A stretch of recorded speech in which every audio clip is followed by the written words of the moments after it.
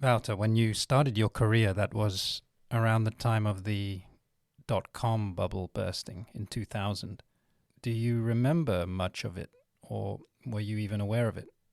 Yeah, it didn't really register with me because No. I didn't really have a context yet, how those things work and all that. I was a student and I went to work. I had no idea what I wanted. So yeah, the only thing palpable was that when I had my new job, there was actually introduction days.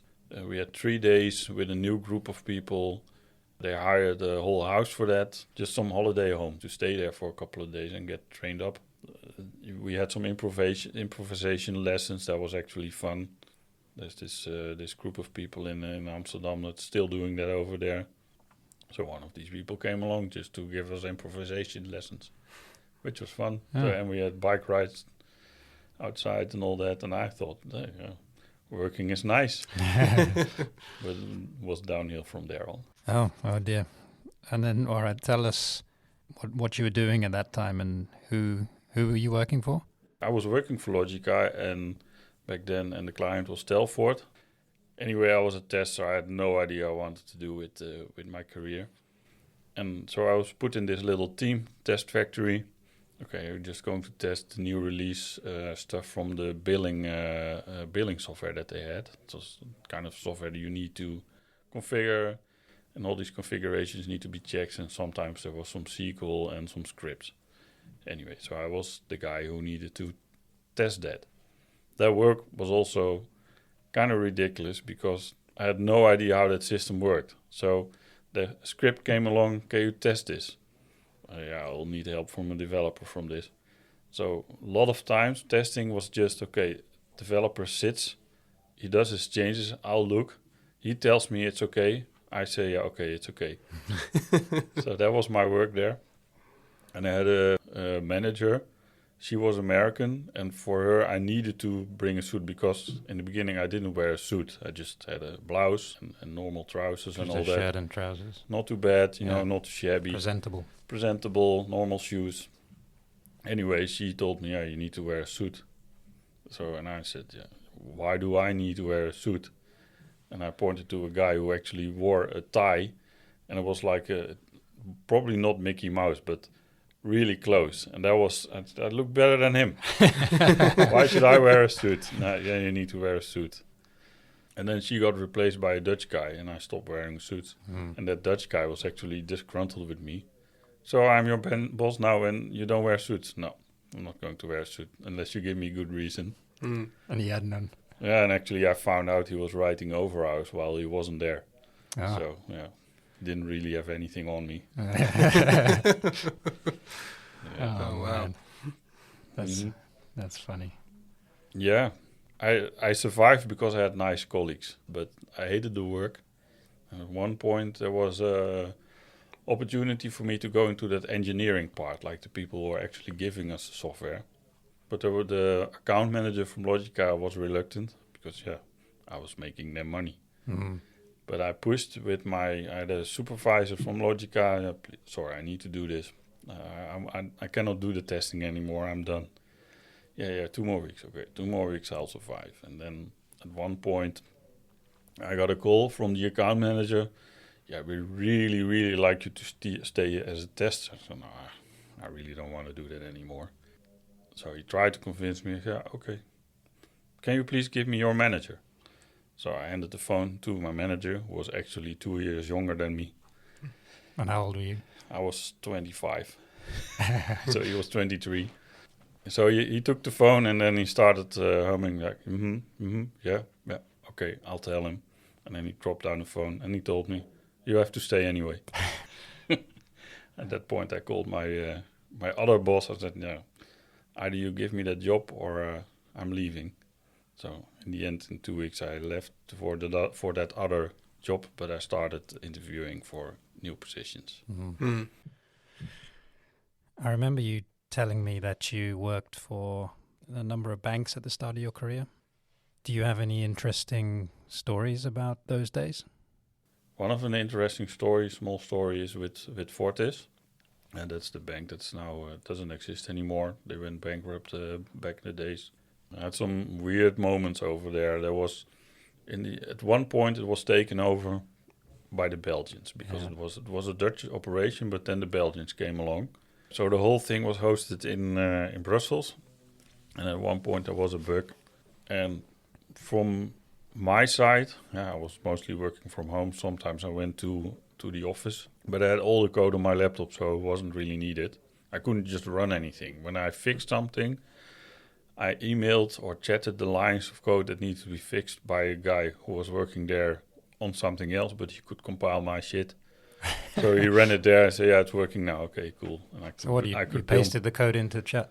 Yeah, something like that. Oh, wow. That's the first. Yeah, or email, I cannot remember it. But anyway, so we couldn't figure it out back then, so I needed the logs. But yeah, they didn't want to give that. No, instead, in sending me the logs, they made a meeting. Just to have, they wanted to analyze the problem and see what's going on. We were told to come to Brussels. Brussels North, and then walking to the center where the office was. Really nice old office. And so I had my Dutch manager with me from Fortis, and then in the room were like in total 10 people or something. Totally different culture over there. And as I was just a programmer, I didn't sit at the table. I sat in a corner on a stool. Keep your mouth shut. You're kidding, really? No, that's how it happened. And there was this woman manager in Belgium, and she was all over the place. And because it looked like the issue was on their side. No, this is not our problem. Can be. That was her whole thing. She wanted to make sure that it wasn't her problem. But we didn't care whose problem it was. We just wanted to solve it. And I was sure if I would have seen the logs, there would have been no problem. But security here, and it cannot be our fault and whatnot. And so that meeting went on for 1 or 2 hours. And then in the end, there was kind of a compromise. So I was allowed to walk with her to one of her minions. And the minion was able to open the log and show it to me. So we were there, and I think 1-2 minutes I spotted the problem. Yeah, there's your issue. If you fix that, it's done. So that whole day with all these managers could have been done if it just send me the logs. I could send it back, and there's no problem. Wow. Yeah, brilliant, right? After that, I remember you telling me that with some banking experience, you took another job at a bank, although it wasn't a job that you necessarily wanted to take. I took that job because I had to get a job. It was past 9/11 and there was no work. So I took the first job I could. And the people were fun. I had a lot of fun there, but the job was awful. They had needed an integrator because they had all these branches in their system. So every week I needed to integrate all the branches from all the people that were working and then see if it's still built. And that was actually a full day job. That's why they hired me. Just to do merges? Just to do merges. Wow. So that was the work. Only merges. Was really ridiculous. And also I needed to find out stuff. Okay, how does this work? So you start Googling. Looking up online. That was already possible back then, luckily. But my workstation doesn't have internet. Oh, serious. So I had to go to the hallway to the internet PC. So most of my time I spent on the internet PC because, of course, I was also doing other stuff there because the job wasn't really interesting. So yeah, I could sit there and do some stuff, and yeah. But if I did that job, the merging, and everybody was pleased. But in the end, I think I got some extra work there, what was a little bit more satisfying. But the main job, that was just like a symptom of a system that was completely wrong. They moved from mainframe to WebSphere actually. They hired a bunch of real good Java guys, and everything was working fine. So they still had these old geezers. IBM WebSphere was then a pretty new product, and this guy, he couldn't learn it. He just couldn't, he didn't understand. So in the end, I was on speed dial with him. I was his private help desk. Fine by me, because I had nothing else to do. Yeah, I'll come by, I'll help you click. Luckily, when I was back 8 years later at the same department, and they had their shit together. So I asked, how's this guy? Is he still working here? Yeah, we kind of solved that problem. So they made a department There was 4 guys in total, I think. They called it the quality department, and they just dumped guys they couldn't use anymore because they couldn't get fired. Mm. So once in a while, you see them walking around asking people if they need support with quality. And most people say, no, we got enough quality. And then they just go back to the basement and sit there, probably browsing the internet or whatever, waiting for pension. Oh, yeah. And after that, you had even another job at a bank. My third stint as a freelancer was at ING. And there was all these financial guys, typical, you get some all fast and smart and snappy and not really IT. And then there was the IT department, and there was kind of archetypical IT, a couple of boring guys, bunch of nerds. There was a secretary there. He thought she was really, really important. And then you had these 3 guys actually leading the department, which were really old geezers, and they grew into a manager role. And I cannot really remember what they programmed, but they was just the type of guys, they 9-to-5 jobs, biking to work, everything steady. Okay, I got it. So it's you and your 3 programmer managers, tech guys, and then this finance department, which are like the business for you. What happened? Yeah, a bunch of things happened there because it was so messy. The financial guy wrote something in Delphi because he thought he could program. So we were analyzing that thing and there's no transactions here. If it crashes, the database gets fucked up. So I started querying on the database. Yeah, records were gone. Some money stuff was missing. I think you're missing a couple of million here. No big deal. So they just shrugged. I think you should fix this. And then that guy that programmed it, he wasn't hearing it. Like, no, this is just working. That kind of guys. Mm. But okay, yeah. So we were writing this stuff. So we were doing that for 5 months or something, and the prototype we written could replace that thing. That was already something, so it was helping, and it was supposed to become a big project. And the project was being set up with the boss of the financial guys. He was an okay guy, but he was like straight to the point, and I want results. It will probably take a couple of years. If you can make it, it will be worth your while. But if you don't do a good job, then you get kicked out or you got sanctioned or whatever. And I was just a programmer, but they listened to us because we were in that department and we were actually delivering stuff, and we had a bit of experience and we saw how this was. But actually we kind of ratted out our bosses to that manager, like, you're not going to get that from these 3 guys.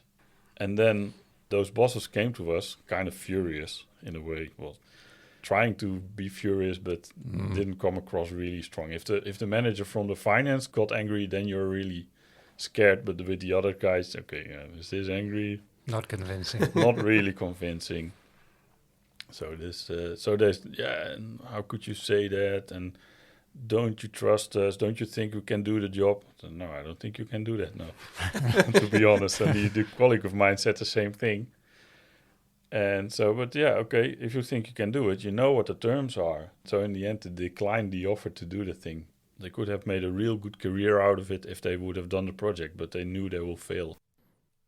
Sometime down the line, I guess you ended up going to Philips. So I want to talk about that because I was also there, although you and I didn't really work together as such.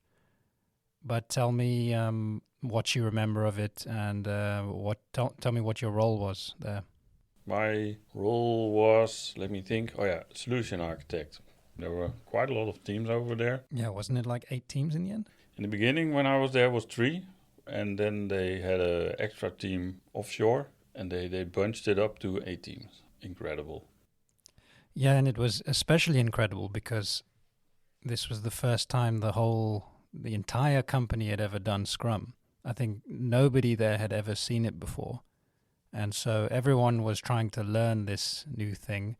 And they even had an external agency or consultancy come in to try and get this thing started, right? Yeah, Capgemini had a field day there. They put in a lot of people there just to get this going because there were so many teams and so much work. And well, Scrum as a one team, you can learn that quite easily. But to divide work over 8 teams and put it all in one product, that's quite a challenge. And they did a nice job actually. The people from Capgemini, they were fine, but it was just a shitload of overhead. Was it actual like agile coaches and Scrum trainers? Yeah, we had an agile coach, and then we had the product owner. Like I said, Capgemini had a field day there. They could experiment, play around, do stuff. Yeah, and remind me of that system that they had for dividing up the work. Yeah, they had this system of buckets. The type of work fit into a type of bucket. You can imagine, this part of the website or some technical bucket or whatever, and then the buckets get divided with the teams. And there was a special fuck it bucket. Oh, yeah. So if there was something we didn't want to do, yeah, just put it on the fuck it bucket. Oh, that's funny. Yeah, they definitely always had a good atmosphere there. No, the atmosphere was good. They made fun also, the product owner and all that with that buckets. But in the end, we were not productive. Hardly. There was one team, they did that male grooming thing, they delivered. Because, that was just a nice little project. You just build it and go. And the rest was just faffing around. Yeah, and that reminds me of how they used to do bug fixing and support. You mentioned that there was a remote team, an offshore team, and you had to transfer everything, all the code you'd written to that offshore team, and they would do the support and the bug fixing. Yeah, so that support thing, that amazed me. I told them, why are you doing this? We are creating the bugs. We should solve them. No, this is cheaper. So, okay, why is this cheaper? Yeah, these people, we don't have to pay him anything. Yeah, but you have an extra transition manager. So there's an actual role being created, a Dutch role, a manager, which are not cheap, just to do that. And if there wasn't that role, it's just, okay, the bug comes to the team, they fix it, done. Yeah. And I remember one meeting with this guy, because we needed to talk about, okay, how do we transition the information? And it was more about, okay, how do we write it down? And then he came up with, you have this Excel sheet. Are you okay with that? So we had a meeting about it. That lasted 5 minutes or so because, fine, it's an Excel sheet. We'll fill it in if you want. All right, so we have 25 minutes left of this meeting. Shall we talk about anything else? No, I'm done. You can sit here all you want. He didn't know you, obviously. I'm going back to work. Jeez. Filling the time. Yeah, such types that were there. That was brilliant, yeah. I also remember that the whole thing didn't really last very long, did it? Well, it ended abruptly as well. It did, yeah. Yeah, because we had 8 teams and it was chugging along, and the burn rate must have been was massive. And then suddenly the news came. There need to be cuts. So I heard the news. I thought, now it's over. It's just stupid. There's so much money to save here. And we came to work. No, we're not hurt by that. That's something else. 3 weeks later, meeting announcement. Everybody needs to be there. Yeah, we're going from 8 teams to 1, and my role was tech lead back then. I moved myself into that position to have a more higher role. To improve the quality. Didn't really succeed in that, I must say. So there was nothing to tech lead, but they didn't kick me out. I found that strange, and I was hanging around there. I just fired myself. I just came in one day and went to my manager. Why am I here? Yeah, I don't know. Shall I give you my laptop and badge? Yeah, that's probably a good idea. Okay, here you go. Bye. And that was it. My unceremonious exit from Philips.